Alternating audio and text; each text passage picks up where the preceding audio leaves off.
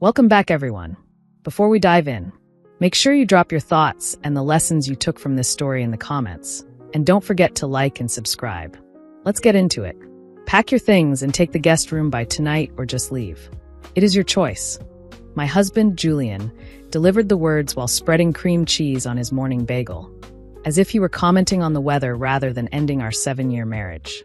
Behind him, his pregnant sister, Gabrielle, stood in my kitchen doorway, one hand on her swollen belly, already measuring my granite countertops with her eyes. Actually, she added with a smile that belonged on a shark, it would be great if you are gone by the weekend. We need to start the nursery. The pharmaceutical contract I had been reviewing slipped from my fingers. $22 million in consulting fees fluttered onto the Italian marble floor. I stood there in my home office, still wearing my reading glasses, trying to process what could not be real. This penthouse, with its floor-to-ceiling windows overlooking Central Park, represented 15 years of 16-hour days, missed birthdays, and sacrificed weekends. Every square foot had been paid for with my mind, my grit, my refusal to back down. Excuse me. The words came out steady, which surprised me. Inside, my chest felt hollow, like someone had scooped out everything vital and left only an echo. Julian did not look up from his bagel. Gabrielle and Calvin need stability during the pregnancy. The master bedroom has the space they need, and the attached bathroom is essential for her morning sickness. His tone had the practiced ease of someone who had rehearsed these lines while I was at last night's board meeting that ran until midnight. At 42, I had built something my mother's generation could rarely imagine. Whitmore Consulting Group employed 12 people who depended on my leadership, my vision, my precision. Just that morning, I had called my mother in Ohio to share news of the pharmaceutical contract. Her pride warmed the line as she told her neighbor, Margaret, that her daughter ran her own company. Now I stood in the kitchen I renovated with Norwegian marble and German appliances, watching the man whose licensing exams I funded and whose loans I paid off casually evict me from my own life. Julian. I set down my coffee mug carefully, the porcelain making a precise click against the counter. This is my home. I own this penthouse. We are married, he replied, finally meeting my eyes with the cool calculation of someone holding a winning hand. That makes it our home, and family needs come first. Gabrielle drifted further into the kitchen, her fingers trailing along my custom cabinets. These will be perfect for baby food storage, she murmured, already erasing me from the space. Her husband, Calvin, appeared behind her, carrying 2 suitcases, his man bun catching the morning light. He nodded at me the way you nod at a hotel employee, polite but dismissive. I have the Henderson presentation at 3, I said, my voice sounding detached from my body. The entire board will be there. We are restructuring their entire Asian supply chain. Then you had better get packing quickly, Gabrielle chirped, rubbing circles on her belly. We need to set up before my doctor's appointment at 2. The absurdity crashed over me. This morning, I had awakened as Rochelle Whitmore, sole leaseholder of a $5 million penthouse, recently profiled in a business magazine for reshaping consulting models. Now I was being instructed to pack like a college student being thrown out of a dorm. Julian added tomato to his bagel with surgical focus. This was the same man who vowed to honor and cherish, who toasted my first $1 million client, who kissed me in this kitchen last week. Preston and Associates passed you over for partner again, did they not? The question slipped out before I could stop it. His jaw tightened. That has nothing to do with this. But it had everything to do with this. Years of watching younger architects advance past him, of hearing spouses ask about my business first and his work second, of smiling through dinners while colleagues' wives gushed over my profile as he nursed his whiskey. Mrs. Whitmore. Gabrielle had taken to using my title lately, as if we were not family. The movers will need access to the master closet. Could you leave your keys? Movers. Arranged before telling me. I looked at contract pages strewn across the floor, each one a promise to my team, proof of every risk I took. My phone buzzed, my assistant. Goldman team confirmed for 3 p.m., excited for the partnership proposal. I have meetings, I said to no one in particular. Cancel them, Julian suggested, biting his perfectly prepared bagel. Or work from a hotel. You love hotels, remember? The accusation hung there, shaped like gratitude but filled with resentment. That my travel had paid for his Audi, this view, every comfort. Calvin began measuring the living room with his phone app. My furniture. My carefully curated pieces from galleries and estate sales. The guest room, Julian began, is a closet with a Murphy bed, I finished. It is temporary, he said, though his eyes suggested otherwise. Gabrielle laughed, a delicate sound that made my skin crawl. Oh, Julian, stop pretending. This is better for everyone. Rochelle is always working anyway. She barely uses this place. Barely uses the place where I installed a library of first editions, built a sanctuary from corporate war zones, believed I was building a life with a partner. My phone rang. A name flashed that had been chasing me for months, Maurice Thornfield. The CEO had courted me with an offer that would triple my income. I had turned him down 3 times because Julian begged me to stay in New York, promised we were partners, swore this life mattered. I let the call go to voicemail. In my chest, something shifted, tectonic plates stirring. Show me the guest room, I heard myself say. Their smiles bloomed, triumphant, relieved, as if I had finally come to my senses. Gabrielle led the way like a tour guide, her designer flats clicking along hardwoods I selected. Julian trailed, avoiding my eyes. Calvin typed with the urgency of a person with actual responsibilities. The walk felt like a procession. We passed my office, the contracts scattered like fallen soldiers. We passed the library I carved from a spare bedroom, its shelves bearing signatures from authors I met. We passed the Japanese soaking tub, my single indulgence after a brutal year. Gabrielle pushed open the door to what had once been storage. A narrow room dominated by a Murphy bed that had not been opened in years. One small window faced the building's HVAC, a view of gray machinery. Beige carpet, stale dust, old paint, and something else, defeat. It is perfect for your needs, Gabrielle said. Minimal distractions for all that work you do. Calvin peeked in, nodded. Very zen. You could develop a meditation practice. A meditation practice in a room that smelled like abandoned dreams. The bathroom is down the hall, Julian said. You will share it with guests when we have them. When we have them, as if I were not part of anything. Where will I put my clothes? There is a wardrobe in basement storage, Gabrielle offered. Very vintage, very authentic. I stood in the doorway and felt something fundamental sever.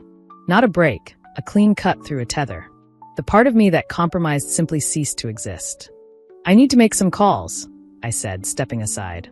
Of course, Gabrielle chirped, already floating toward the master suite. Within reason, the movers will need access to everything. Julian lingered, sensing the shift, then hurried after his sister. Alone in that cramped room, I heard their voices mapping my life. Where the crib would go, baby-proofing the windows, how my walk-in closet would be perfect for supplies. My walk-in closet, with its color-coded rows, custom shelves, and a mirror that cost more than most people's rent. Emails pinged. Afternoon presentation details, Goldman confirmation. My mother's text asking how my morning was going. The ordinary world spun while mine had tilted. I looked through the pitiful window at the machinery and made a decision. It would not be emotional or reactive. It would be strategic. The way I approached a corporate restructuring, except this time I would restructure my entire life. At 6 the next morning, the penthouse was quiet.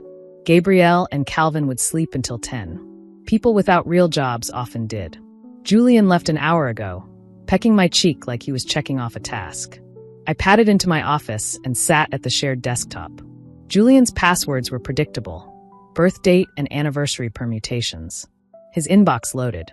A folder sat there with a name so benign it felt like mockery. Family planning. The first email was 3 months old. Jules, she will not fight us if we present it right, Gabrielle had written. You know how Rochelle is. She hates scenes. Tell her it is temporary and she will accept it. Julian's reply. You are right. She has plenty of money anyway. The business is doing so well. She will not notice the financial adjustment. She avoids confrontation like the plague. We can make this work. Financial adjustment, as if I were a line item to optimize. I scrolled through weeks of planning. They had timed this after my biggest contract, betting busyness would dull my resistance. Gabrielle had researched tenant law, concluding I had minimal leverage if Julian backed a pregnant family member in need. 2 weeks ago, Julian wrote, I have been thinking about the trust situation. Rochelle must have family money she has not mentioned. No one builds a business that fast without seed capital. Her father died years ago, must be life insurance. I will do some digging. My phone rang. My mother's picture, taken last Christmas in Ohio, filled the screen. Morning, Mom, I said, steadying my voice. Rochelle, honey, Julian called yesterday asking about your father's insurance. If there were investments we had not told him about. The room tilted. What did you tell him? The truth. Your father's policy barely covered his medical bills and the funeral. We used every penny for his treatment. Her voice sharpened. Why would Julian ask after 8 years? He is confused about planning, I lied. Do not worry. After we hung up, I stared at the inbox until the words blurred. Not from tears, those would come, but from rage. A new message appeared. Gabrielle to Julian. Movers confirmed for noon. Once her stuff is in the guest room, phase 2 begins. Mom's lawyer says if she abandons the marital home, it strengthens Jay's position in a division. They were setting the board for a divorce I had not contemplated, positioning me as the deserter. I screenshotted everything, emailed it to my personal account, cleared the browser history, and let the mask of ignorance settle back over the computer.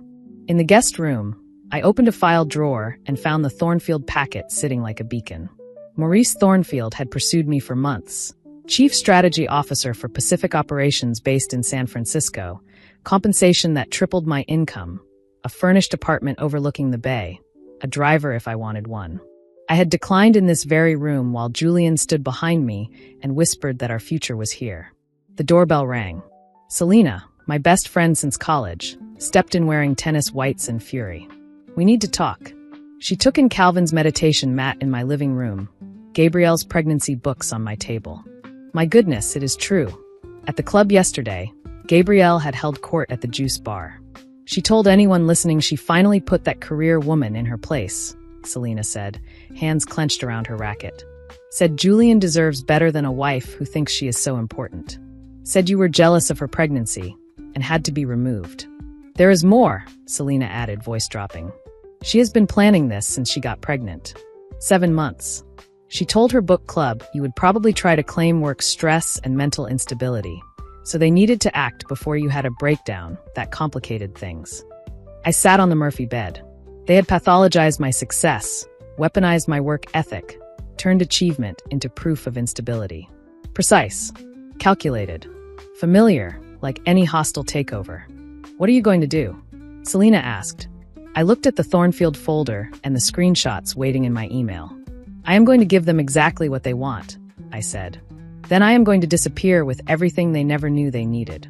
Selena squeezed my hand. Whatever you need, money, a place, an alibi, call me. That afternoon, while Gabrielle hosted a prenatal yoga instructor in my living room and Calvin conducted a creative visioning session on my balcony, I slipped out with my laptop bag and the truth. My first stop was a coffee shop 20 blocks away. No overlap with Julian's circle. I opened my laptop and began assembling what I would later call my war documents. Receipts, invoices, bank statements from 7 years. The kitchen renovation, $32,000 from my business account. Custom furniture from the Chelsea showroom, mine. Smart home system, installed with my Morrison bonus. Art on the walls, purchased with my card. My phone buzzed. Ms. Whitmore, Morris's assistant, Patrice, said with crisp calm. Mr. Thornfield asks me to confirm your acceptance. The contract is ready. Our relocation team can begin immediately. How immediately? We can have you in San Francisco in 2 weeks. The apartment is vacant and furnished. Your $200,000 signing bonus funds upon execution. $200,000 buys more than an exit. It buys silence, choice, oxygen. Send the contract, I said. I will sign today. After the call, I sat alone in the garage and stared at concrete. The building I had shared with Julian felt like a tomb. Now I could see daylight. Tuesday, I met my attorney, Rebecca Childs, the one who helped structure my business to withstand exactly this. Her office smelled of leather and resolve. The lease is in your name only, she confirmed, flipping through documents. Julian insisted, to protect his assets if your business had liability. She smiled without warmth. Ironic. You can terminate with 60 days' notice or transfer it to him if he qualifies. Based on his income, he does not. Wednesday was about money. At 9 in the morning, I sat with my banker, Thomas, who had managed my accounts for 6 years. The joint account held $3,043, groceries and utilities. The real money lived in business accounts Julian could not touch. Close the joint account, I said. Remove him as beneficiary from everything else. New cards, new numbers, new passwords. The credit cards Julian used for long lunches, the golf club, the wine subscription, gone with a few keystrokes. By the time he reached for them, I would be gone. Thursday, movers met me at a storage facility in Queens to catalog what I would take. The list was extensive, lawful, and well-documented. The moving coordinator, a former military logistics officer named Marquis, appreciated precision. Saturday, 8 a.m., he said. 3 trucks, 20 men. For hours and you are clear. That evening, I called my mother. She answered on the first ring, as if she had been waiting all day. I am leaving Julian, I said. Finally, she exhaled, and I heard years of bitten tongues in one word. That man never deserved you. I am moving to San Francisco. Silence then. How soon? 2 weeks. Friday morning, a small package arrived. My grandmother's pearls lay in velvet like drops of moonlight, accompanied by my mother's note. Were these in San Francisco? New beginnings deserve old blessings. P.S. Check the bottom. Beneath the lining, a cashier's check for $50,000 and another note. Your dad's secret account. He always said it was for when you finally decided to fly. Consider this his permission to soar. I sat in the guest room and cried. Quiet, clean tears that washed nothing away and everything clear. Then I put the pearls back in their box and walked into my kitchen, where Gabrielle was directing a catering team. We are having a little dinner party tonight, she said, not looking at me while pointing delivery men toward my dining room. Nothing fancy. Some of Julian's colleagues. You do not mind, do you? She had arranged my sterling silver on the table, my grandmother's wedding gift. Waterford crystal caught afternoon light. Who is coming? I asked. The Prestons, the Wheelers, the new partner Julian wants to impress. Maybe 12 total. She finally looked at me. You will join us, will you not? Perhaps you could eat in the kitchen. We are tight on space. At 7, the Penthouse transformed into Gabrielle's stage. She floated between guests, her dress emphasizing pregnancy with elegance, accepting compliments on her home with practiced grace. Julian's colleagues clustered in my living room, admiring the view I paid for, the art I collected. This space is stunning, Mrs. Preston gushed to Gabrielle. You have exquisite taste. Thank you so much, Gabrielle purred, resting her hand on my Danish sideboard. We have worked so hard to make it perfect for the baby. Excuse me, Mrs. Wheeler said at my elbow, voice pitched low with confusion. Who are you? Are you with the catering team? The room did not go silent, but the air tightened. Julian began moving toward us, face arranging itself into an explanation. I am Rochelle Whitmore, I said, my voice carrying just enough. Julian's wife. I leased this penthouse. Mrs. Wheeler's eyebrows rose. Oh, I am sorry. I just assumed. It is an easy mistake, I said, letting the words hang.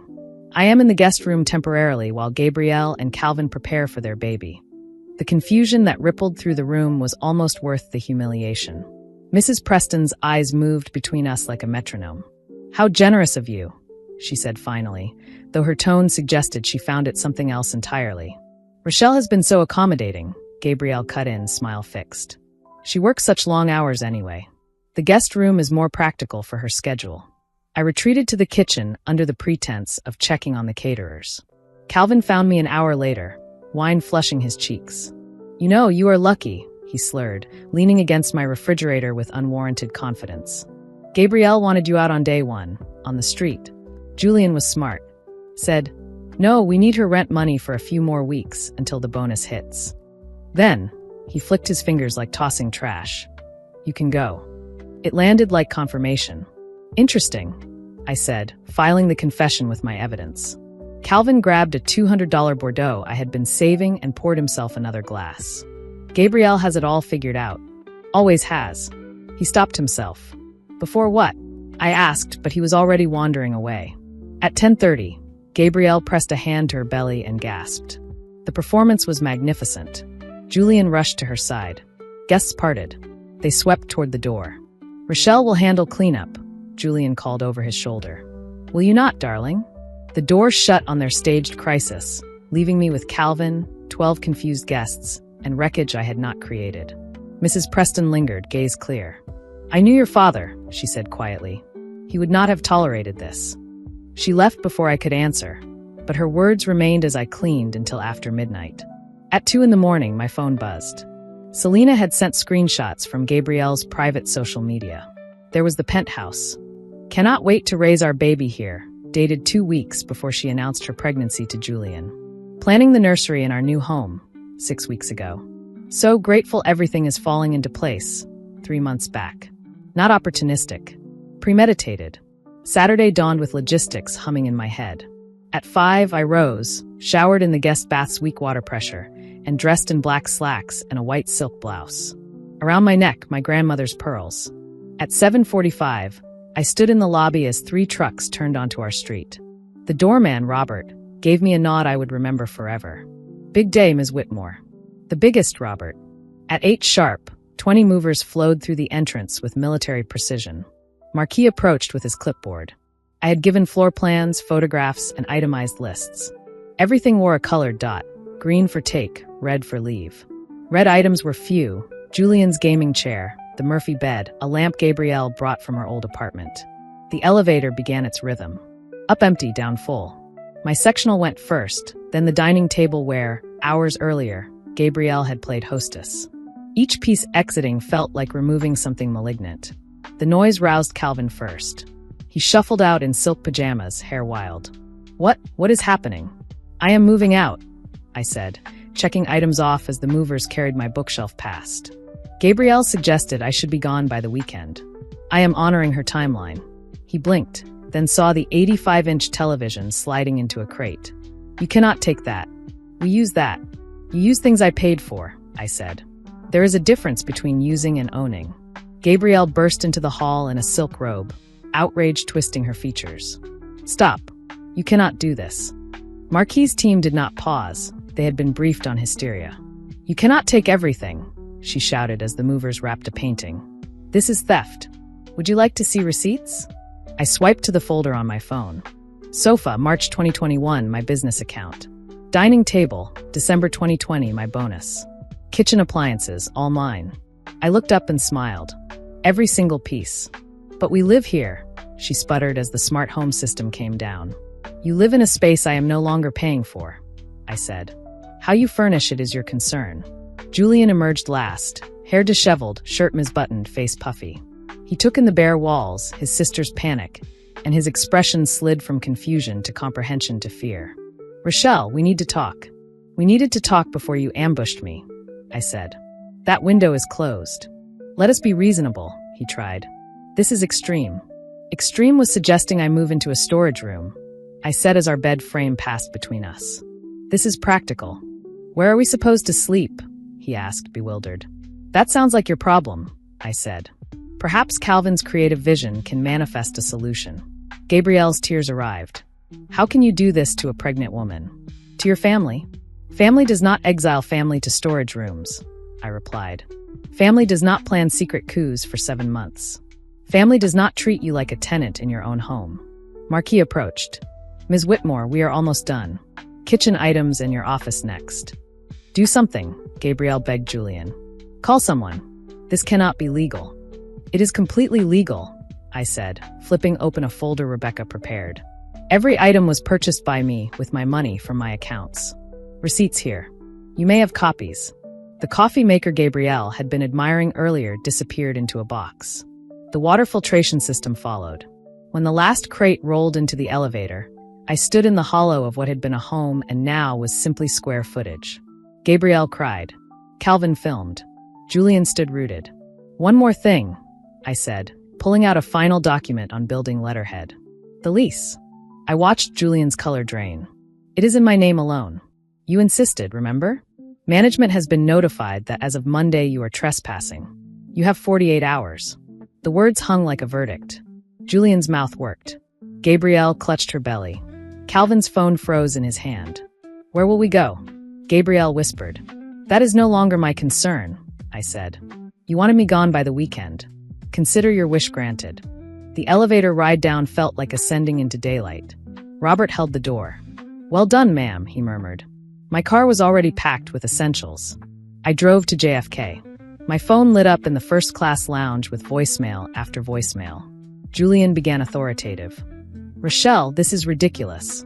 Call me so we can sort this like adults. By the 5th message, he was pleading. Please, you cannot leave us with nothing. This is your home too. Gabrielle's messages were pure panic. Think about the baby. How can you be so heartless? Calvin left one. Hey, can you tell us how the coffee maker works? The most revealing was from Julian's mother, Elaine. Rochelle, dear, there seems to be a misunderstanding. Julian needs you to be reasonable. The family reputation is at stake. Not my well-being. Reputation. 3 hours into my flight west, the plane's Wi-Fi connected and messages resumed. Monday morning, as I stood in a sunlit high-rise in San Francisco overlooking the bay, my phone rang. Julian said you have a trust fund, Gabrielle blurted. He said there was inheritance. Where is it? We need it. I set down my coffee. There is no trust fund, Gabrielle. There never was. You are lying, she snapped, desperation sharpening her voice. Julian said your father left money. Hidden accounts. My father left medical bills and a small policy that barely covered costs, I said. Every luxury you enjoyed came from my firm. The little hobby your brother belittled at parties. Silence stretched across the line. Julian promised. He lied to you, I said.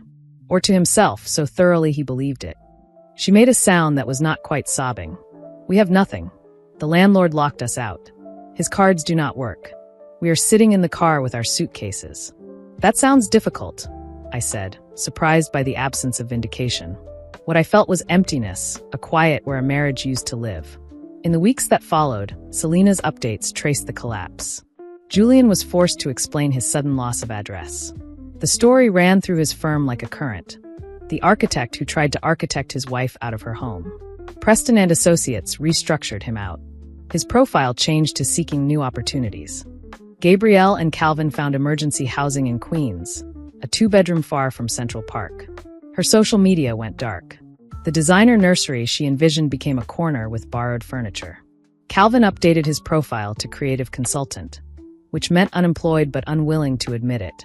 Julian moved back to his parents' house in Connecticut, 43 and sleeping under a childhood poster. Elaine, I heard through mutual acquaintances, was mortified. The society circle that once whispered about my ambition now clucked about his ingratitude. By month 3, San Francisco felt like home.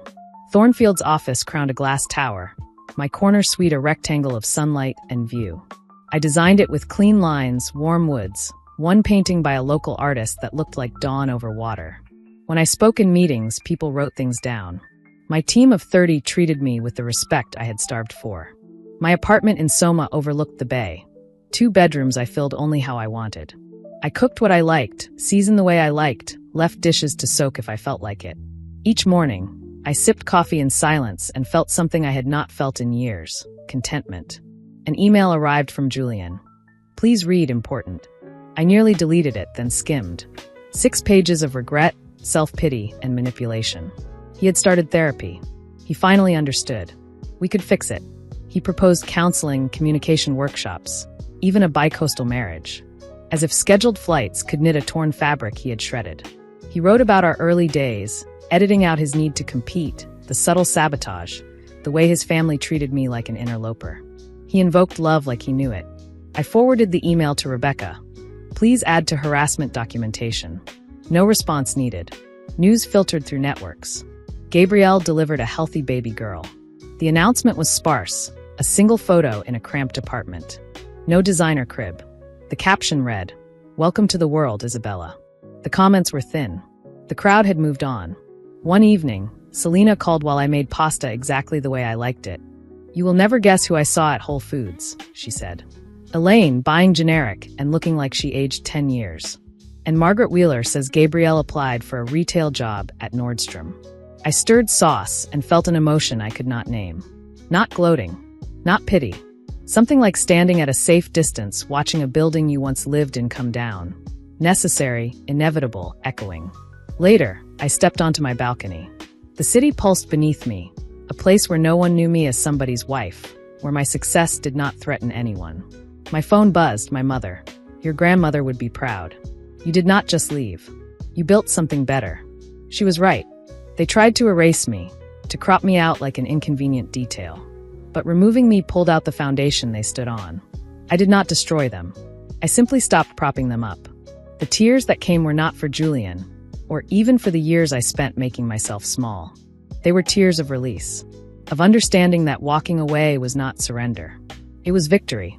If you enjoyed this story, please please like, comment, and share this video with your friends. Subscribe and turn on the notification bell so you never miss a powerful story drop.